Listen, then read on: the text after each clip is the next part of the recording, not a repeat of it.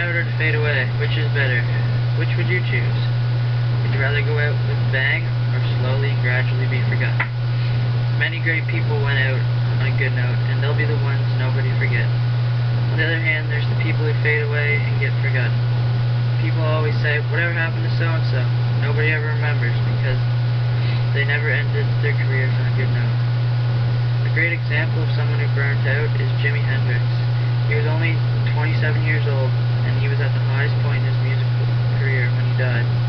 Therefore, since he was at the peak of his career when he died, that's how he'll be remembered. Another great example is Heath Ledger. He was also very young when he died. He was 28 years old. He had just finished filming a movie called The Dark Knight, in which he played one of the main characters, the Joker. The movie was a huge hit, and it set a new midnight record at the box office. Since the movie was a hit and Heath Ledger was a huge part of the movie, that's how he'll be remembered. The sad thing about these two men is that they were both very young in their careers when they died, and most people think that they could have went on to have an even more successful career before they died and went out with a final bang. There are a few people who faded away who should have quit while they had the chance to go out with a bang, like Michael Jordan.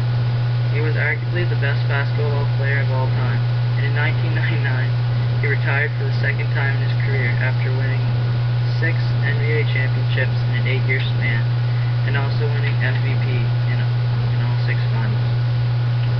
After his retirement, he decided to come back for a third time in 2001, which was a big mistake because his season was filled with injuries and problems, and he didn't put up very many points for his team.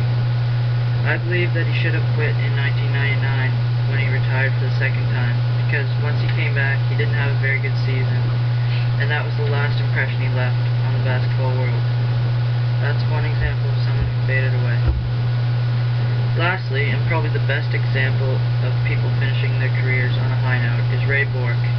He was a hockey player who played for the Boston Bruins and the Colorado Avalanche. In 2001, he played his last season of his career, in which he finished it off by winning the Stanley Cup, which is perhaps the hardest trophy to win in all of sports. I think that is probably the best way to burn out. If I had the choice to either go out with a bang or slowly fade away, I would definitely choose to go out with a bang, because I think it's the final and lasting impression that defines who you really are.